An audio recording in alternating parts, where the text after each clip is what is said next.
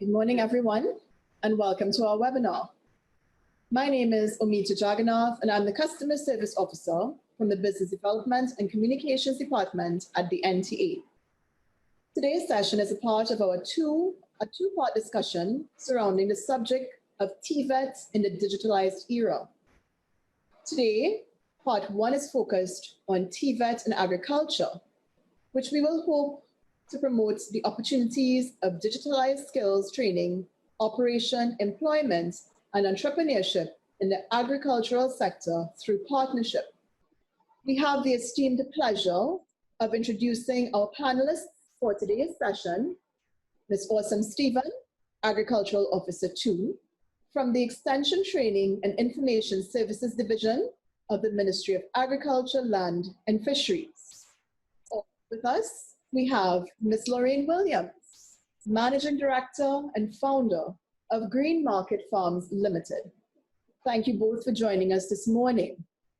And we look forward to a very rich discussion as we enter into our webinar. Before we begin, we have a video presentation produced in-house from the National Training Agency's Occupational Standards and Sector Support Department. We'll now switch over to our video and continue afterwards. The National Training Agency is responsible for technical and vocational education and training, and by extension, workforce development for various sectors of the economy. Now, our main focus is on ensuring a highly skilled and competitive workforce.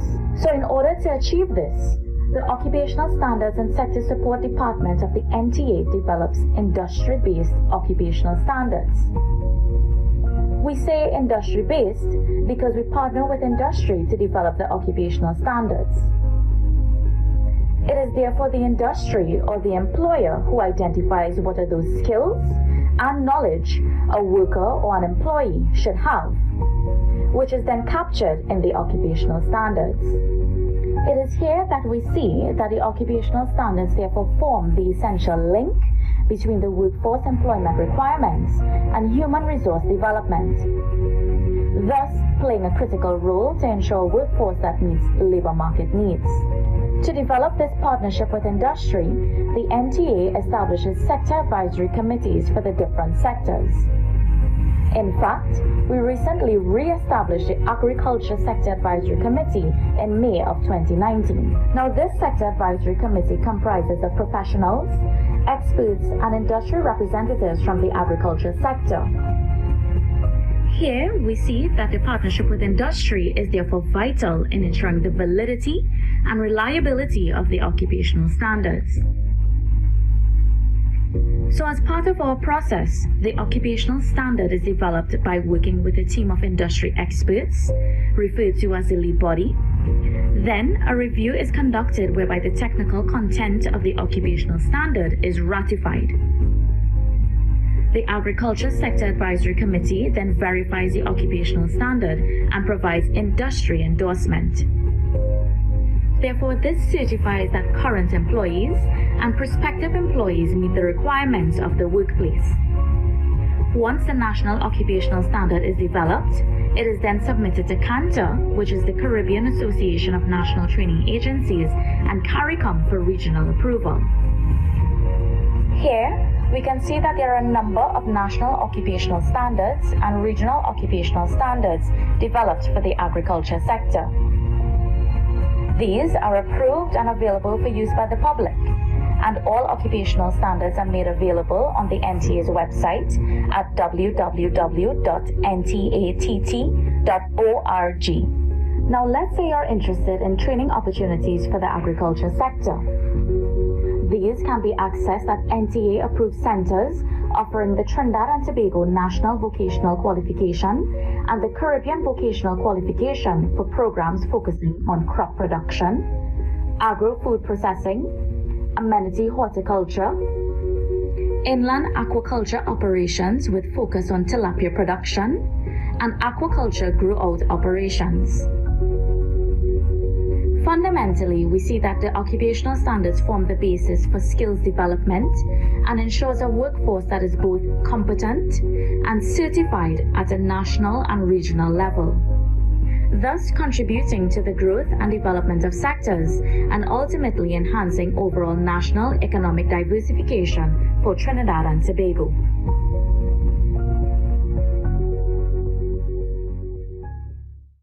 Thank you very much. Thank you so much for the Occupational Standards and Sector Support Department for their invaluable contribution to this morning's discussion. I'm sure that valuable insight was gained on the NTA's involvement in the sector through the Occupational Standards and Sector Support.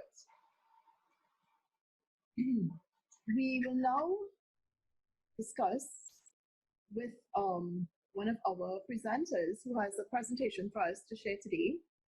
We will be starting with Ms. Awesome Williams.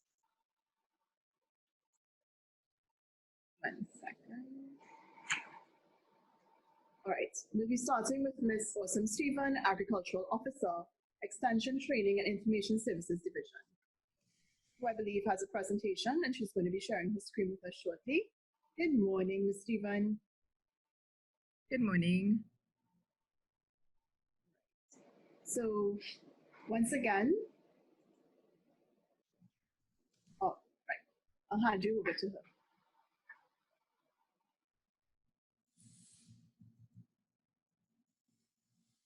Good morning, everyone. I'm very pleased to be a part of this presentation this morning. I am Awesome Stephen, Acting Agricultural Officer 2 at the Extension Training and Information Services Division of the Ministry of Agriculture, Land and Fisheries. Today I've been asked to speak on three separate topics, and I will fuse them together because they basically run along the same lines. First, I will discuss COVID-19 and the impact on agriculture and food security. Sorry, why am I seeing the band? Right, good. And food security, the present situation. The COVID-19 pandemic is viewed as far more than a health crisis with long-lasting impacts on societies and economies. In that, there is erosion of human capital and disruption of global trade and supply linkages. In Trinidad and Tobago, it impacted on the capacity to produce and distribute other issues related to access in agriculture. And one of the first measures which we enacted in Trinidad in March of 2020, when the pandemic was declared, is that there was a declaration of activities relating to the provision and distribution of food and agriculture as an essential service and industry. This ensured that the economic activity within the sector continued, including services related to agriculture, fisheries, and food production. There was, however, a disruption in shipping routines, closing of the borders and lockdown restrictions in many countries, from which inputs were sourced, and it affected the efficiency of our supply chain. According to the OECD, the COVID-19 pandemic affected the availability of key inputs for farmers. So as supply chains became disrupted, the global production of inputs such as fertilizers, pesticides, and insecticides declined, and the impact on local agriculture industry affected yields. And it is expected to continue to affect yields for 2020 and beyond. Additionally, the reduction of transboundary movement of seeds globally could potentially hamper seed supply chains and negatively impact agriculture, feed, and food production locally. The agriculture sector, we know, is labor intensive, and COVID-19 has increased the challenges in sourcing and maintaining the labor force.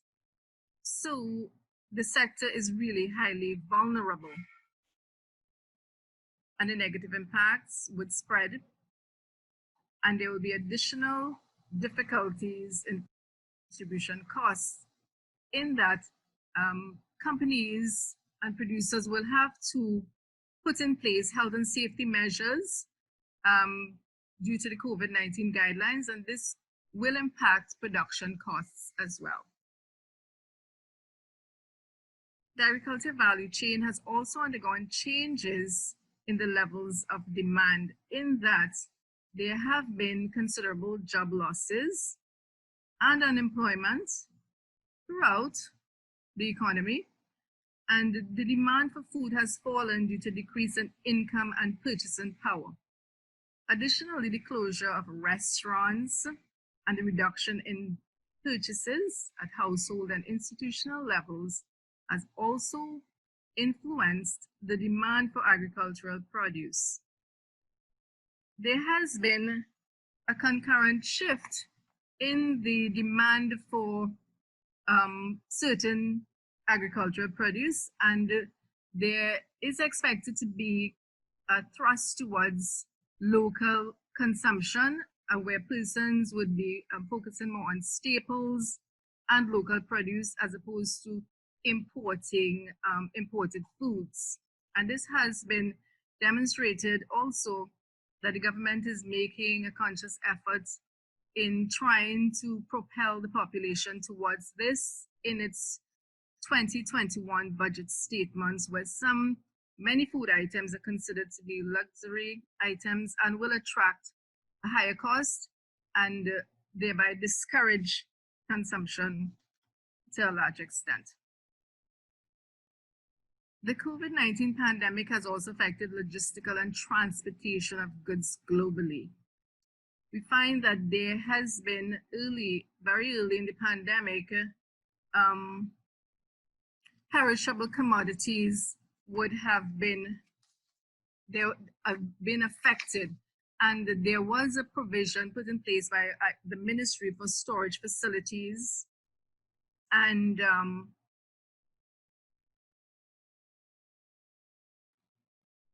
charged to the usual marketing channels have to be implemented to avoid wastage in the sector.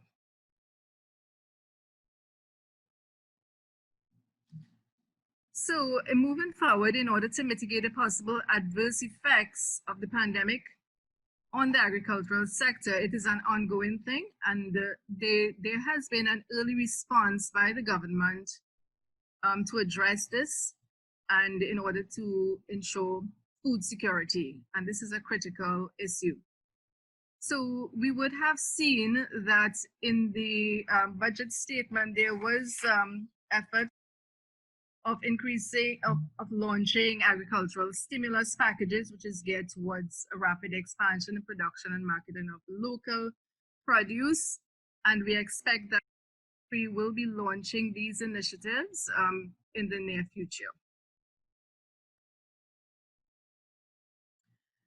I'm going to briefly discuss agriculture pre-COVID-19 to present, the traditional farming practices. It is clear that agriculture has made much improvements over the years, from being manually intensive and where the perception was one of being a high risk and low reward activity. However, there is still much work to be done to change the culture in agriculture into one where locally grown foods is on the preferred taste of palate for our citizens. Equally important is a vision of agriculture as a profitable business activity where crop farming becomes more than open field farming. So now most farmers would implement some kind of irrigation system, and commercial agriculture is no longer rain-fed, as was the case many years ago. Land preparation is highly mechanized, and there's use of tractor and other machinery.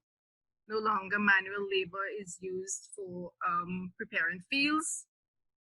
There is a high usage of inorganic fertilizers and pesticides and other chemical inputs into production.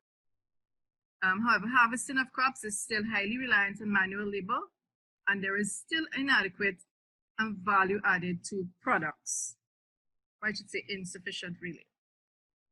The challenges in the agriculture sector now is that we continue to be a country which imports most of its food and is considered to be a food and nutrition insecure country with a food import close to 5 billion TT dollars. Additionally, the conversion of arable land to urbanization, which has happened over the years, for example, commercial activity, residential development, squatting, and industrialization, took place. So taking away from lands that could have been used for agricultural production. There's also poor urban planning. Trinidad in particular is historically assigned less fertile areas for food production than it really ought to have. Additionally, there's a lack of a policy on soils. For a small island developing state, arable land is of a limited availability, and productive soils should be treated as a semi-renewable resource, and as a consequence, a policy for sustainable use of soils is necessary. Because if we do not manage our soils in a particular way, we'll find that at some stage we will have insufficient land for cultivation. Additionally, there's a deterioration of existing arable land due to several reasons: a loss of productivity because of poor land management, contamination, soil erosion, other soil degradation activity, poor agricultural practices, which is in the main has decreased considerably, like slash and burn agriculture and so forth, poor crop choices, and also inadequate soil management. We have the problem of labor shortages, where farmers many times would come out of a certain activity because they have insufficient labor. And we see now that with the influx of Venezuelan migrants and other migrants from other islands, farmers have begun to address their labor shortages by employing some of these workers who are really hardworking, as a matter of fact. And many farmers would actually return to some kind of production because they would have had those workers. Most farmers are still, we still have an aging farming population. I know there has been a lot of initiative to stem this, and previous policies in the past would have tried to address it with the YAPA program and other programs, which for one reason or the other would have been discontinued. And still, agriculture, the sector still remains unattractive to young members of the population. Comparatively, there's a low percentage of budgetary allocation in the agricultural sector traditionally, which hampers subsector access to research and extension services. But I am thankful to say that within the past budget, we would have seen some additional focus given on the budget for agriculture and for stimulus packages. And this is with a clear intention to address some of the issues which were raised in the roadmap, the post-COVID roadmap recovery, ensure that we become food secure and begin to produce more of our food. Because we realize that the effect of COVID, as I said at the very beginning, it's more than a health issue. It's an issue that has affected the whole economy, and realize that our food security has been severely impacted and will continue to be severely impacted if we do not become more self-sufficient in our food production. There has been perennial flooding of many cultivated areas, resulting in massive losses. This is something that, for whatever reason, we have been unable to address, because a lot of the arable lands are in floodplains, and farmers tend to gravitate towards those areas, despite the fact that they know that at some stage, even if there's unprecedented rainfall or even normal rainfall, there will be floods, and it increases the price of their produce and also the losses that they would have sustained. Squatting and land tenure issues continue to be a serious problem, and it affects serious committed agricultural production where persons who have insecure tenure will not be minded to invest in production as others who would have a more secure tenure. And I know that the Minister of Agriculture, that is one of his main issues that he wants sorted out. And I hope that it really is given the attention that it necessitates at this time. But thank you for your attention, and I open to questions at the end if I can assist. Thank you very much, Ms. Stephen. As we continue our presentation today, we now invite Ms. Williams to talk to us a little bit, and I believe she had some photos to share with us as well. Good morning. Thank you. Yes, I have photos I'll share at the end. Okay. So good morning, everyone. I'm Lorraine Williams, founder and managing director of Green Market Farms Limited. First, let me say it's a pleasure to be a part of the discussion regarding technology in agriculture, as we're now seeing much of the needed attention being directed to agriculture and realizing how significant the industry has changed due to technology. Now, I know Miss Usham. She mentioned a lot of challenges with agriculture, and I am living proof. I mean, one of the things being is not attractive to young people. I would like to consider myself a young person, right? And so, I mean, after this presentation, you'll see that it is changing slowly, maybe not as fast as we like it, but the is definitely starting, right? So, a bit about Green Market Farms is that we are a three-part business, agribusiness. It's an online and delivery-based hydroponics farm and market, a cold press juice bar, and a polycystic ovarian syndrome management center. So I'll only focus on the two relevant parts, right? Not the PCOS center. So that said, the entire business is substantially fueled by technology as it's online, and it's also hydroponics based. Okay? The first part is hydroponics. The second part is that it's an online platform. So basically, all our sales are driven from our website and our social media platforms. The hydroponic technology, firstly, has changed the way agriculture is being done at Green Market Farms. So traditionally, as our previous presenter mentioned, agriculture meant toiling in the sun, tilling the soil, and being at the full mercy of the natural elements with the hopes of a good crop turnout. With hydroponic technology, we literally minimize and even eliminate those factors. Not only are we able to ensure through technology the crops are given the sufficient nutrients at each stage, as we utilize digital testers for optimal pH and EC levels, but we're also able to control feeding times and monitor the crops remotely via our mobile phones. We are also able to produce more crops using less space. For example, one of our double-layer hydroponics systems produces at one time 350 heads of lettuce while using a mere 5 by 20 feet space.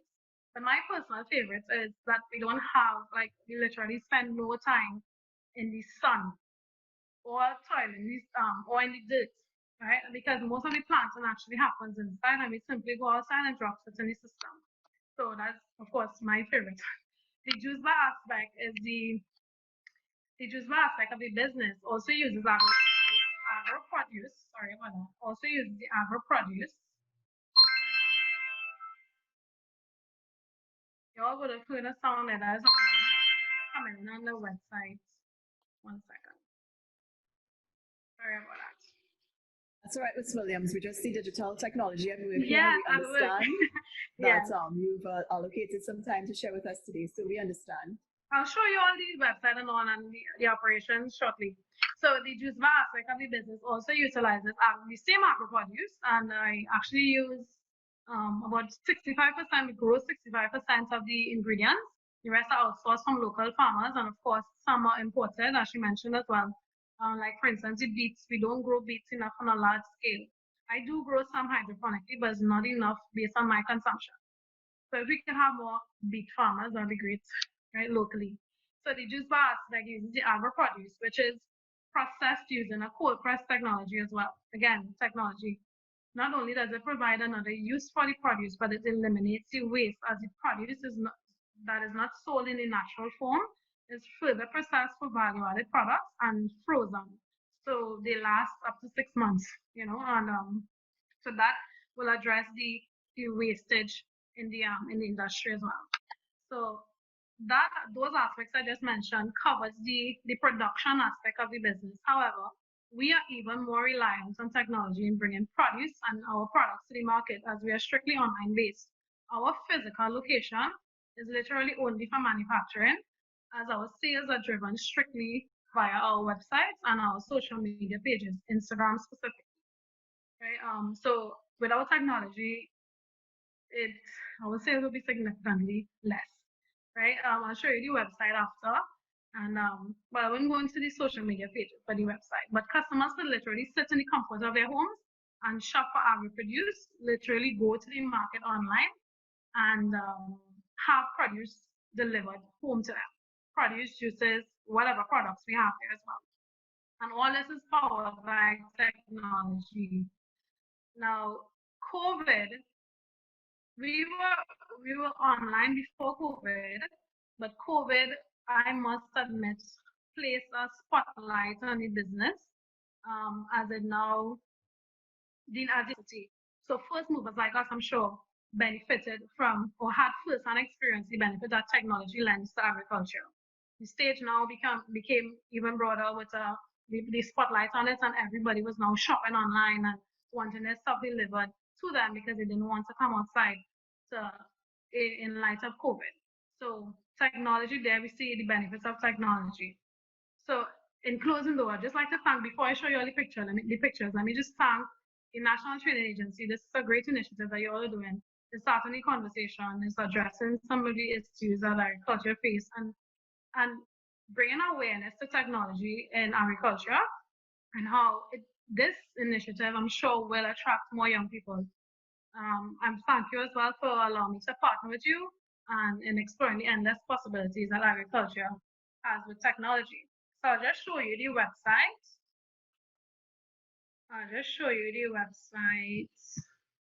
How we use technology. We just heard the order came in there. That was on my phone.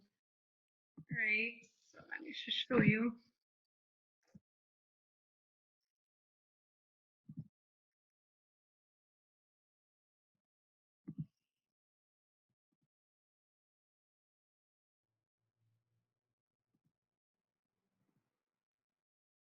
Right.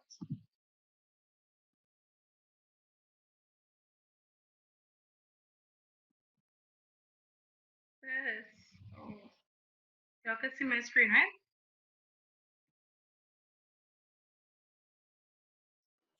Yes, we can see it. Go right ahead. Okay, good. So this is the website itself.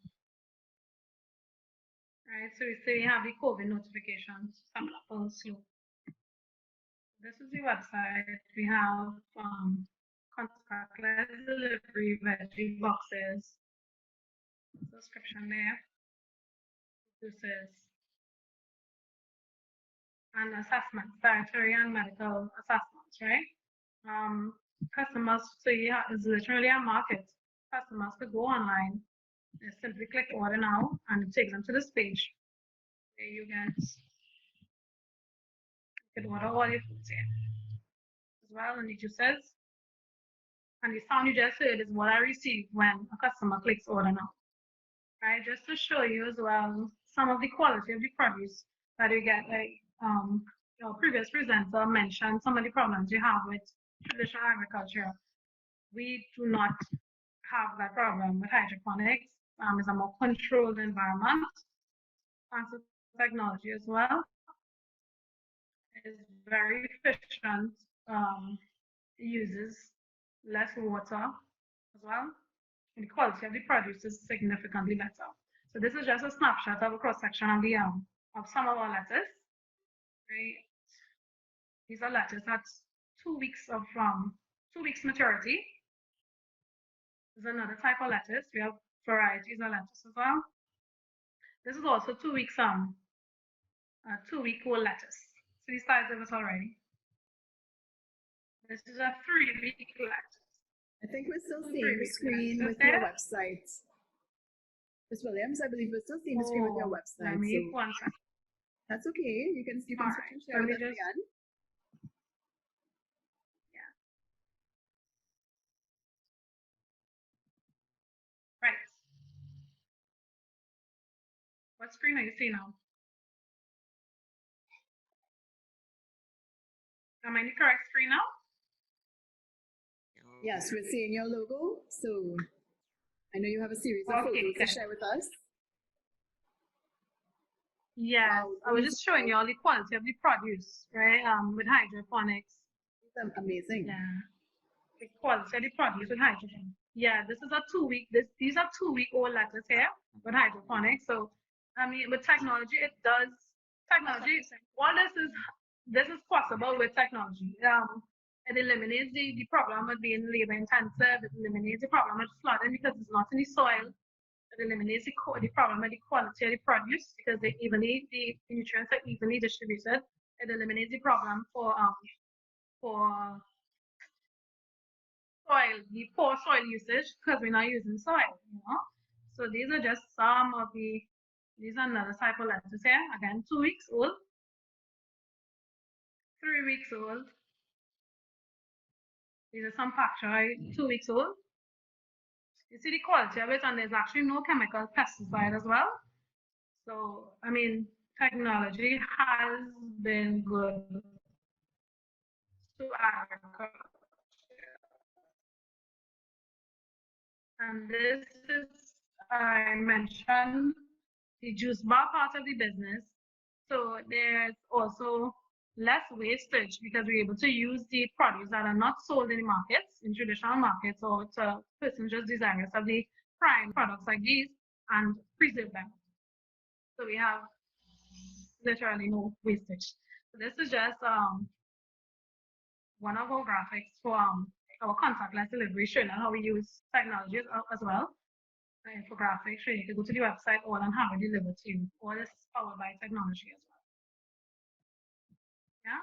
So then, thank you very much for allowing me to share and participate. Thank you very much, Ms. Williams. I find that very insightful.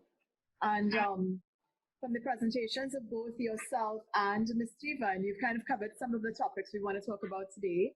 Ms. Stephen, we'd like for you to share your video with us as we get into the little conversation that we wanted to plan around today's activity. What I wanted to ask first and foremost, though, Ms. Williams, as I have you up, how did you get involved in agriculture, in the agricultural sector?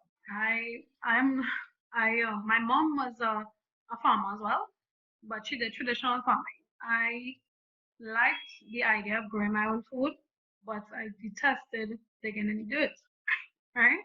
So I always wanted to do it, but I always thought that there was some other way that I could do agriculture and not dig in the dirt.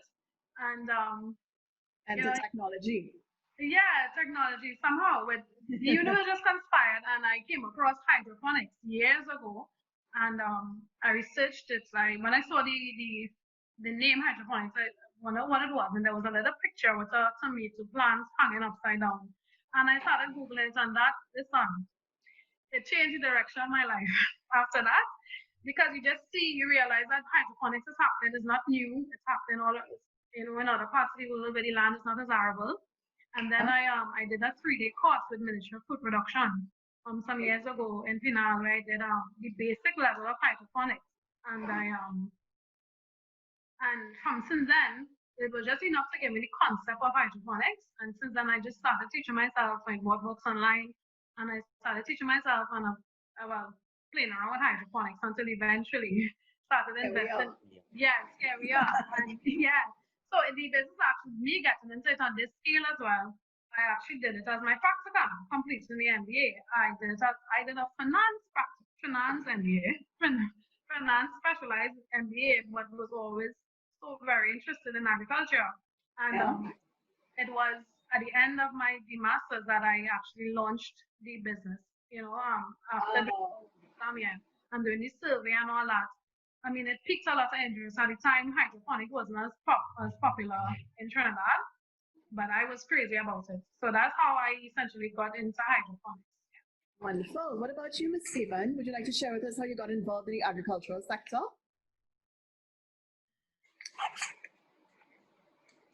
What it's worth, if I am involved in the agricultural sector, it is as and not as a practitioner, because I do not practice agriculture.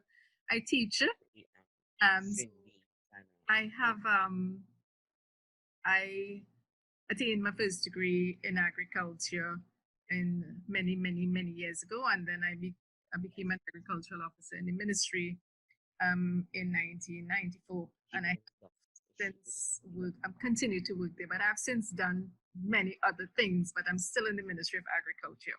Well, we know the value that all of these pieces have when they work together, and as we all evolve, we want to find out a little bit more about what the vision of the ministry might be. But we can talk a little bit about that in a few moments, because I know you mentioned the COVID-19 pandemic. Both of you can answer this question. We want to know, like, for young persons that want to get involved in agriculture, get involved in jobs in this field, what sorts of qualifications should they seek to get involved in this field? What are the recommendations for qualifications young persons should look for to get involved in this field? Either Ms. Williams or Ms. Stephen? Perhaps my friend should take this. Okay, I'll start. Well, as I just said, I didn't have any agricultural experience really. My background is finance, right? First to begin is an interest in it. There are some courses that you can do, like for instance, the hydroponic courses, aquaculture courses, just to understand the concept behind it, Doing a degree is great as well. I think doing a degree as well as some agro-processing degrees that persons could be interested in, because the buck doesn't stop at producing agricultural produce, right? So I think agro-processing, if you want to do it on a bigger scale or commercial scale as well, and just get into just do hydroponic courses, just do agri courses. There are lots of courses at the ministry, as Ms. Usha, but I forget your last name again. Sorry, Ms. Usha, but probably elaborate on. Awesome, Stephen. Stephen, right? Well, probably elaborate at this stage, because I beg to differ from my friend. I do not really think that a degree in agriculture will position persons to be good farmers.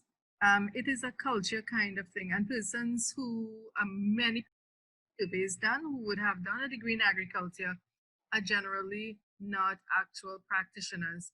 To find a person's agriculture, you must really have a desire to become a farmer, to produce. You want to do it, just like my friend, her background is finance, but she had a burning desire to produce food and involved in it. So we at the Extension Training and Information Services Division, we are a great place to start. We offer a wide range of courses traditionally in all areas of agriculture. COVID obviously has impacted that because we have discontinued face-to-face training since then, but we have re-engineered ourselves, or are continuing to do that in to the extent that we are offering, we are reconfiguring some of our courses to do online training, and persons who have an interest, if a group is put together and a request is made, we can facilitate such training. In the meanwhile, we can give persons, work with persons on a one-on-one basis to assist them. So you need to get training first before you actually launch into it, because agriculture, regardless of whatever it is you want to do, it requires finance, and you don't want your learning experience to be expensive. So you want to arm yourself with the information to reduce any losses that you probably will, you may have along the way while you are learning, right? So it is really a desire to want to do it. You seek the training, and thereafter you can go ahead and do what is your practice the area of your interest. Thank you. I think that's excellent advice. You both agreed to the start that persons must have an interest in this area. And indeed, you are both encouraging persons to get some more information so that they can do things that, learn about the process and then invest accordingly. I want to go back to Ms. Williams regarding the website that you showed us and the varying things that you do at the company. What made you decide to get into your own company? Well, the hydroponic part, we mentioned this one. It was the not liking to take any visits, but wanting to grow your own food. Yeah. And then I also wanted to eat cleaner without chemically processed foods. The only way to really guarantee that is to know what you put in your food. Right? That's how I got into it more. And then the third part, which is what I didn't mention too much, was the polycystic ovaries part, right? So that with polycystic ovaries, I was diagnosed with it, and a lot of women in the Caribbean are diagnosed with it. So the requirement to manage it is a healthy diet, right? A lot of the foods that we are growing, a lot of the foods that we put into our body contribute to it. So that reinforced my desire to keep growing more a variety of foods. That's really how I got into hydroponics, well, into agriculture. Thank you. And Ms. Stephen, I know you did a lovely presentation, a very comprehensive presentation that included some input about COVID-19 and the current pandemic. Can you summarize for us how the ministry itself has been affected? I heard you mention just now that your training courses are now moving online. Is there anything else you wanted to share with us regarding how COVID-19 has affected the ministry? And then we'll come back to Ms. Williams and ask similarly. Well, apart from that, the visits to farmers I know would have been severely affected as well. But our service has not discontinued at all with respect to that.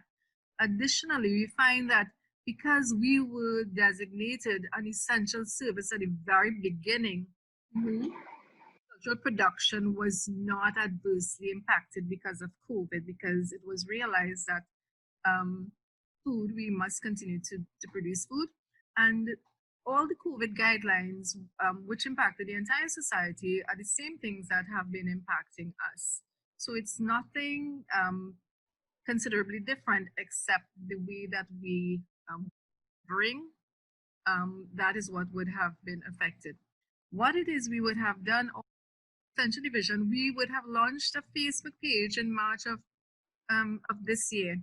We have been having an active presence on Facebook for our online clientele. With publications, we would have been giving online advice. We would have had virtual plant clinics, which are ongoing, so persons would, with their disease, pest and disease matters, would have been addressed by our entomologists and so on. So we have continued to do what we can in the circumstances. Yes, a lot more can be done, but we have been having an active presence on social media and trying to work with the present situation that we are faced with. So what about you, Ms. Williams? How has your business changed because of COVID-19?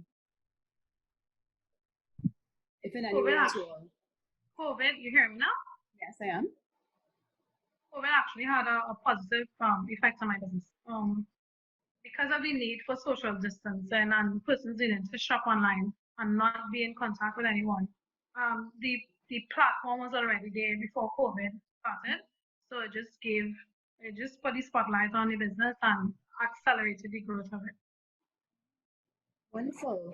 So, and before we actually move on, I want to think that I want to actually hazard a venture to say that COVID really has really shaken us up at the Ministry of Agriculture. It showed us that this is a disaster that we are being faced with. And with respect to putting systems in place to address simply disaster risk management, we realize that we really must strengthen our domestic agricultural production. And with that in mind, I expect that we will be focused in the ministry in achieving this. So it has been positive with respect to that. It is supposed to bring about a mindset change in agricultural practitioners and technocrats alike, so that at the end of it, we will achieve greater food security, something that we have been talking about for decades. Even when I entered the ministry, when I studied agriculture as a student, I was propelled to study agriculture because there was supposed to be that change. And for the years, we have not really seen this grow over time. And I believe that COVID ought to really propel us in this direction faster than we were supposed to, or at least. So that's your overall outlook on how the sector has changed. You're hoping that COVID has encouraged this sort of transition that you were hoping for some time ago. Totally agree with that as well. I'm not trying to sound cynical. I'm just being very realistic, and this is exactly what we need at this time to be able to transform the sector. All right. Well, we have a couple of questions that came in, and I will now go into the chat to see what the interest has been. We have a question here coming in to, well, I guess either of you. What are some of the new practices that farmers are pursuing as a result of COVID-19?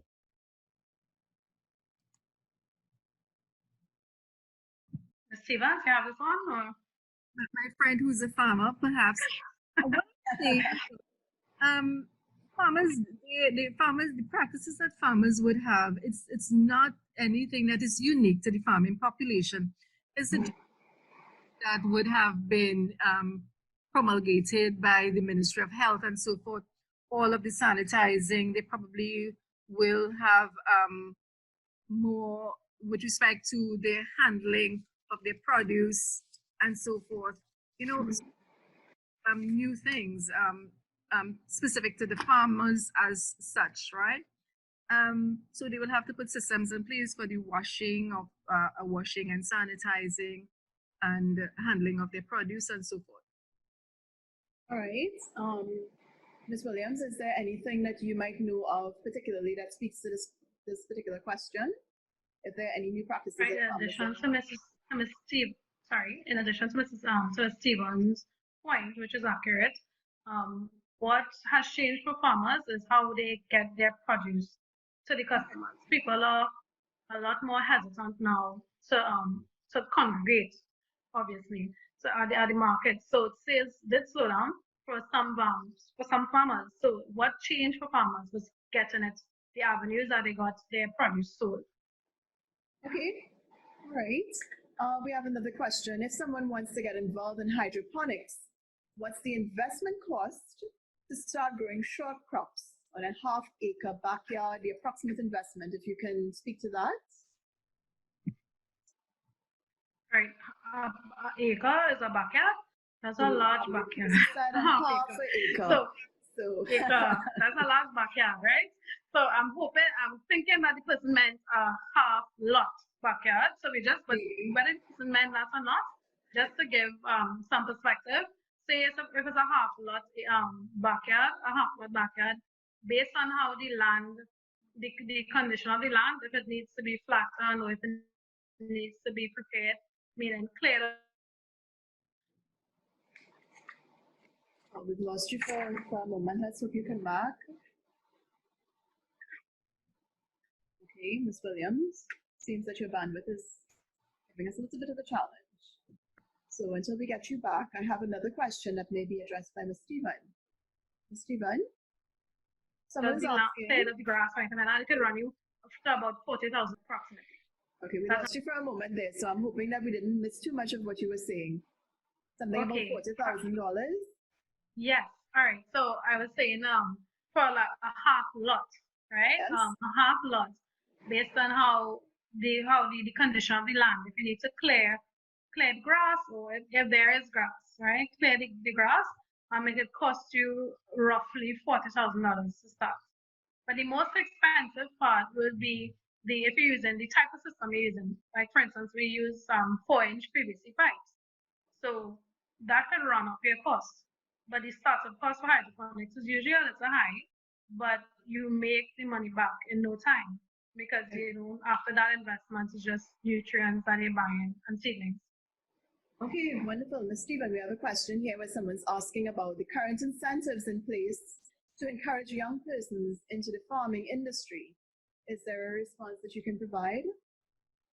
Yes, I can provide a response to the extent that I can say that I do not have that specific information for that person. They can contact the county agricultural office, and I'm certain that they will be provided with the information. And it's not simply for young persons as such, but for any persons who wanting to get into agriculture. I know the ministry has several incentive initiatives that they can avail themselves to, but of course there are conditionalities. So for a comprehensive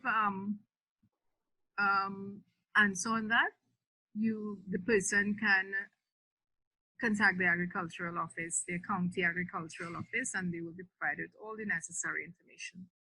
County agricultural officers. Okay. We have another question here. How can markets be guaranteed for the sale of the produce? Is that something that you can have control over in this case? Is there something that is in place that can assist persons who want to bring crops to markets? How can markets be guaranteed for the sale of produce? Ms. Stevens, Ms. Stevens, look for me. Either of you, I guess. Perhaps you can. Well, I could probably. A guaranteed market obviously has to be, you have to source a guaranteed market in advance of production in any event. So one does not enter into production and thereafter look for a market, right? So you produce based on a market that is guaranteed, and it has to be sourced. And I know that we have NAMDEFCO who assist producers with their marketing. So I suggest that NAMDEFCO is contacted and to get further information on marketing. Wonderful. I'm making some notes so that if it is, we need to respond to any questions that are coming into our Facebook after this presentation as well. We'll be able to give them the accurate information. Let's check again if we have some more questions, because I believe we have 5 minutes until close. Sure, go ahead. Add to that question as well. Going to NAMDEFCO is one part of it, but as Ms. Stevens also said, going to marketing in advance is what helps. That's how you could more or less guarantee a market. So it's not just going to the traditional marketplaces to sell it, but there are vendors, there are gyromen, buildermen, there are different vendors that you could market your produce to. And you can engage in contracts. Correct. This is about how you market your produce, right? And as you rightfully said, it's not to produce, just go producing widely, and there's not a real need for it, because what happens, you flood the market, right? So sometimes we have that with lettuce. Everybody produces lettuce at the same time, and of course that will drive the prices down, right? So it is basically how you market your product. You could guarantee a sale for it, and there's the other part of it in creating value-added products. So you guarantee your own market, right? For instance, like what I do with juices. So what doesn't sell, you also make it into the juice. Exactly. Okay. So you make sure and minimize your wastage. And we are very fortunate today that many of our viewers are involved in the agricultural industry. We have someone from NAMDEFCO who actually provided us with a phone number that I'm going to call out for you. Ms. Charlene Roberts of NAMDEFCO has indicated that the NAMDEFCO Farmers Market units can be contacted at 679-8412, and the Northern Wholesale Markets can be contacted at 645-9073. For those of you that have access to the chat, the information is there. She's also added in another number for us. NAMDEVCO also promotes the development of value-added production with Piarco Packing House at 669-7092. So for those of us who would like to get this information, you can also contact NAMDEVCO directly. For those persons that are watching us on Facebook, feel free to insert your questions on the chat. And for those questions that we don't get to today, our colleagues and I will address them in due course. Ms. Stephen, was there something you wanted to add specifically about the question that was asked regarding marketing? It was answered. I'm fine, thanks. I'm happy. Right, so I'm just going to take two more questions that I see here. Someone asked about if targeting youths and the biggest issue is starting capital, how can we address this? So I'm assuming they're asking about funding. Is there anything in place, Ms. Stephen, that young persons can tap into regarding funding?